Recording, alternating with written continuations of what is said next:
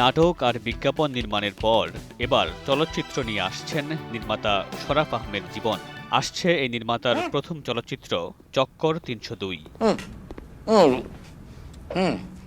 চক্কর ৩০২ চলচ্চিত্রটি certification board থেকে ছাড়পত্র পেয়েছিল আগেই। অপেক্ষা ছিল কেবল মুক্তির তারিখ ঘোষণা। মঙ্গলবার এক অভিনব পদ্ধতিতে সিনেমা মুক্তির ঘোষণা দিয়েছেন নির্মাতা ও সিনেমার মূল চরিত্রে অভিনয় করা অভিনেতা মোশাররফ করিম। শাস্তি হবে তোমার, কঠিন শাস্তি। এইভাবে থাকবা সারা দিন, আমি গালাগালি করবো তোমারে সারাটা দিন, কিছুই বলতে পারবো। সামাজিক মাধ্যমে একটি ভিডিও প্রকাশ করে অফিসিয়ালি সিনেমা মুক্তির ঘোষণা দিয়েছেন মোশাররফ করিম।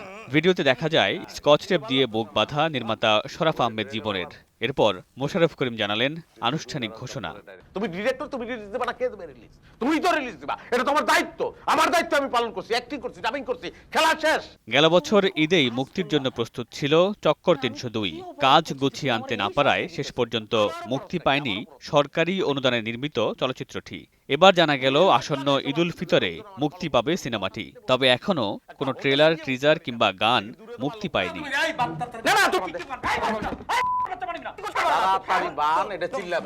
গেল বছরের মার্চে প্রকাশ করা হয় সিনেমাটির ফার্স্ট লুক পোস্টার।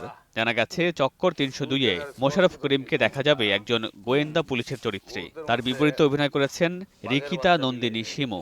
ঘটনা কিন্তু সিম্পল নয়। ঈদুল ফিতরে শরাফ আহমেদ জীবন পরিচালিত চক্কর ৩০২ মুক্তি পেতে যাচ্ছে, তাতে অভিনয় করেছে মোশাররফ করিম। এই কথাটাই সব বলতে চাই।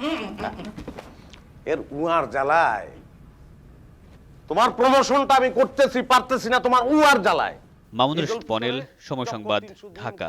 শরাফ আহমেদ জীবন পরিচালিত, মোশাররফ করিম অভিনীত। ওকে, ছবি রিলিজ হবে, প্রমোশন হবে, সবই হবে, কিন্তু তোমার রিলিজ নাই। তুমি এভাবেই থাকো।